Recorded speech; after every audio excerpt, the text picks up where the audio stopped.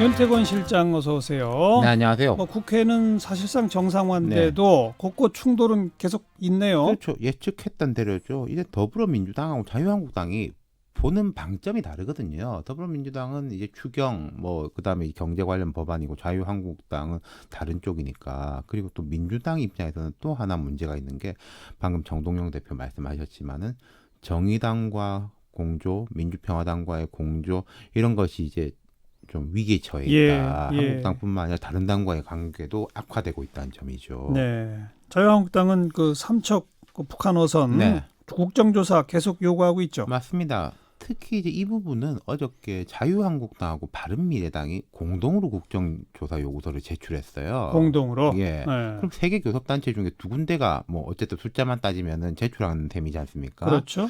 내일 이제 국방부 합동조사단이 조사 결과를 발표할 예정인데. 이미 내용이 흘러나오고 있어요. 미숙한 점은 있지만은 의도적 은폐 조작은 없다. 이런 식이 될 거라는 건데 이러면은 한국당하고 바른미래당은 압박 수위를 더 높일 겁니다. 그렇죠. 예상했던 대로 나오는 거 아니냐 이러면서. 근데 지금 이제 민주당은 수용 불가 입장이거든요. 이인영 원내대표는 해당 사안은 관련 상임위와 대정부 질문을 통해서 충분히 논의할 수 있다. 완전한 국회 정상화에 걸림돌이 되지 않기를 바란다. 이렇게 말을 했는데 내일부터 이제 3일간 민주당, 한국당, 바른미래당 순서로 교섭단체 대표 연설을 하는데 나경원 원내대표의 키워드는 실정이라 그러네요. 실정. 그러니까 발언 수위가 높겠죠. 네. 그리고 방금도 다뤘지만 정개특위, 사개특위도 중요한 문제고요. 그러니까요. 이게 지금 한국당이 민주당한테 공을 던져놓은 거지 않습니까? 먼저 고르세요라고. 그렇죠.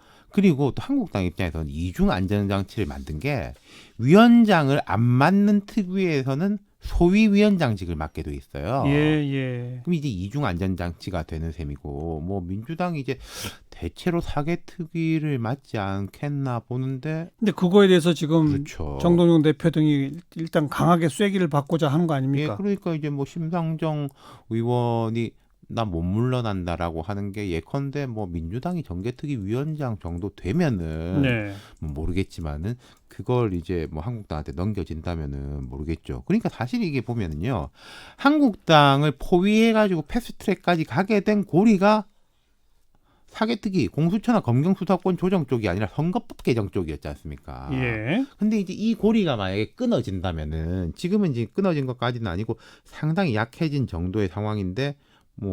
한국당 포위했던 그 구도가 깨진다는 거죠. 그리고 바른미래당은 제가 아까 말씀드렸습니다마는 국정조사에 대해 가지고 이미 스탠스가 상당히 달라졌거든요. 오늘 손학규 대표가 그 정의당, 민주평화당하고 같이 기자회견을 했습니다마는 이것에 대해 가지고 또 당에서 엄청나게 공격을 당했고 그게 내 진위는 그게 아니었다라는 식의 이야기도 했고 또 정의당도 지금 달라질 조짐이 보이잖아요. 그렇죠. 특히 7월 이번 달부터는 지금도 이제 톨게이트 노조 같은 곳은 이제 파업 중인데 민주노총 총파업, 최저임금 이런 진보 진영하고 정부 여당의 긴장감이 높아질 사람들이 많아요. 그러면은 정의당하고 관계가 악화됐을 경우에는 민주당으로서는 상당히 부담이 되는 거죠. 집권 여당은 좌우의 압박을 동시에 받는 그런 모양새죠? 맞습니다. 그러니까 특히 이제 이인영 원내대표가 고민과 어려움이 많을 거예요. 원내대표 된 지도 한참 지났는데 국회 정상화 물론 큰일 해낸 건데 이건 나갔던 게 돌아온 것이지 구체적 내용에서 진척이 없는 거지 않습니까? 오히려 특위 한 자리를 한국당한테 내줬다. 이런 것밖에 없으니까요. 그리고 다음 주 월요일 윤석열 검찰총장 후보자 인사청문회. 그렇습니다. 그리고 그 다음 날부터는 정치, 외교, 안보, 통일, 경제, 교육, 사회, 문화식으로 대정부 질의도 줄줄이에요. 그나저나 추경은요?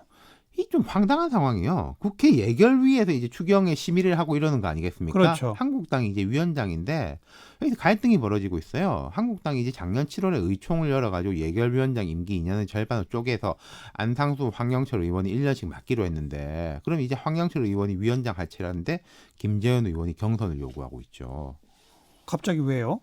황영철 의원이 지금 선거법 위반 혐의로 지난 2월에 2심에서 당선 무효형을 받았어요. 대법원에서 확정 판결이 나면 의원직을 상실할 수 있다 이런 이유인데 근데 보통 이런 거는 다른 당에서 문제 제기를 하거든요. 근데 이제 한국당 내에서 이제 문제 제기를 하는 건데 그렇다면 아예 황영철 의원을 못하게 하고 딴 사람이 하는 게 맞지 않습니까? 근데 경선을 하자 이런 주장을 하고 있으니까 황영철 의원하고 김재원 의원이 이제 경선을 뭐 한다는 건데 이게 아시다시피 이 황영철 의원의 이제 의원직 문제도 있겠지만은 황영철 의원은 복당파 즉 비박이에요.